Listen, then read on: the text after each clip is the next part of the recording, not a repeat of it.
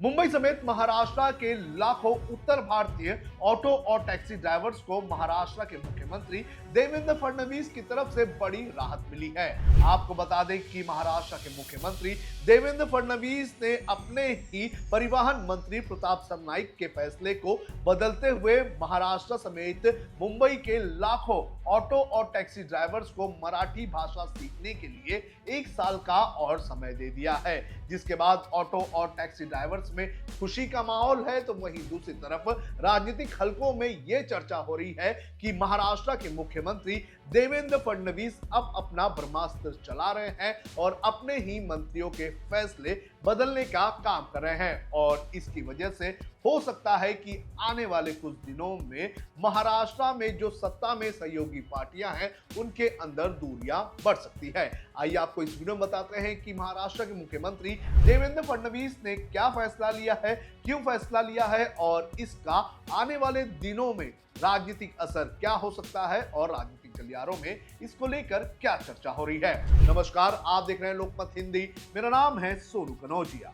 आपको बता दें कि महाराष्ट्र के परिवहन मंत्री प्रताप सरनाईक ने मुंबई समेत महाराष्ट्र में ऑटो और टैक्सी चलाने वाले उत्तर भारतीयों के लिए मराठी बोलना अनिवार्य किया था और इसको लेकर एक्शन भी शुरू हो गया था।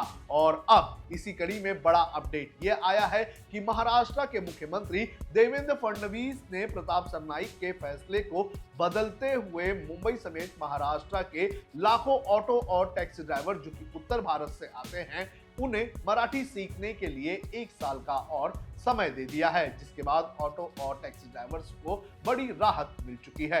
हम आपको सुनाते हैं कि देवेंद्र फडणवीस ने क्या कहा है। वर्ष का समय दिया है, क्या आप निर्णय लिया गया सर, बताएं। देखिए, आज ऑटो चालक और रिक्शा चालक और हमारे टैक्सी चालक संगठन के लोग मुझे मिले। उन्होंने पहले तो इस बात का समर्थन किया है कि मुंबई में काम चलाऊ मराठी उनको सीखनी चाहिए, वो सब सीखना चाहते हैं, उनका पूरा उसको समर्थन है। लेकिन साथ साथ उन्होंने ये कहा कि अलग अलग उम्र के लोग इस व्यवसाय में हैं। कई लोगों ने पढ़ाई बहुत पहले छोड़ दी है, इसलिए इतने कम समय में इसको सीखना उनके लिए कठिन है। उन्होंने एक बहुत बृहद प्लान तैयार किया है काम चलाऊ मराठी सिखाने का, और उन्होंने ये मांग की कि इसके लिए 1 साल का समय उनको दिया जाए। राज्य सरकार ने उनकी बात को माना है, 1 साल का समय उनको दिया जा रहा है। इस 1 साल में कोई कार्रवाई नहीं की जाएगी। उनको मदद करके अलग अलग प्रकार से क्लासेस तैयार करके, लिटरेचर तैयार करके काम चलाऊ मराठी जो है वो उनको सिखाने का काम ये निश्चित रूप से किया जाएगा। तो आपने सुना देवेंद्र फडणवीस को। देवेंद्र फडणवीस ने बताया कि उन्होंने क्यों ये फैसला बदला है, लेकिन राजनीतिक गलियारों में इस फैसले बदलने को लेकर कई सारी चर्चाएं हो रही हैं। आपको बता दें कि महाराष्ट्र में अलायंस पार्टनर्स की सरकार है, महायुति की यहाँ पे सरकार है, और महायुति में 3 मुख्य पार्टी है। सबसे बड़ी पार्टी है भारतीय जनता पार्टी, दूसरी है एकनाथ शिंदे की शिवसेना और तीसरी है अजित पवार की एनसीपी। लेकिन इस पूरी जो फैसला बदलने की प्रक्रिया है और जो चर्चा हो रही है उसमें यह कहा जा रहा है कि सबसे ज्यादा झटका दिया गया है एकनाथ शिंदे की शिवसेना को। आपको बता दें कि कुछ ही दिनों पहले महाराष्ट्र सरकार ने एक आदेश पारित किया था और उस आदेश में यह कहा गया था कि महाराष्ट्र के मुख्यमंत्री अब किसी भी मंत्री का फैसला बदल सकते हैं और उसके लिए महाराष्ट्र के मुख्यमंत्री को अपना एक उचित कारण देना होगा। और उस वक्त भी यह कहा जा रहा था कि अब महाराष्ट्र के मुख्यमंत्री देवेंद्र फडणवीस सबसे ज्यादा ताकतवर हो चुके हैं और इसका असर अलायंस पार्टनर पर जरूर पड़ेगा। और अब उसी कड़ी में देवेंद्र फडणवीस ने पहला फैसला बदलते हुए एकनाथ शिंदे की शिवसेना के मंत्री का फैसला बदल दिया है।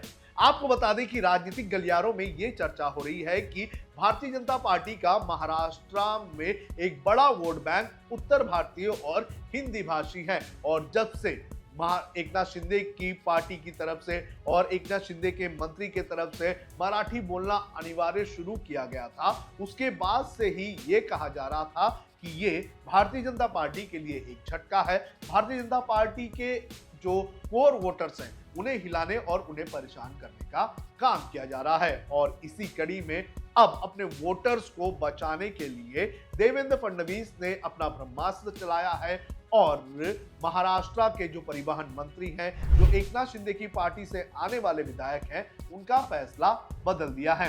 आपको बता दें कि महाराष्ट्र में बड़े पैमाने पर उत्तर भारतीय रहते हैं, उत्तर भारतीय ऑटो और टैक्सी ड्राइवर्स यहाँ पर रहते हैं और उनको जिस तरह से उनकी तरफ से जिस तरह से आरोप लगाया जा रहा था, जिस तरह से इस पूरे मुद्दे पर राजनीति हो रही थी, उसमें यह कहा जा रहा था कि भारतीय जनता पार्टी जो है वो इसमें काफी कमजोर नजर आ रही है और भारतीय जनता पार्टी के वोट बैंक पर झटका देने का काम किया जा रहा है। लेकिन अब अपने वोट बैंक को बचाने का काम कहीं ना कहीं देवेंद्र फडणवीस ने कर दिया है। हालांकि जो प्रताप सरनाइक है, उनका यह कहना है कि जो देवेंद्र फडणवीस का आदेश है वो उनके लिए सर्वोपरि है और उसके हिसाब से काम होगा।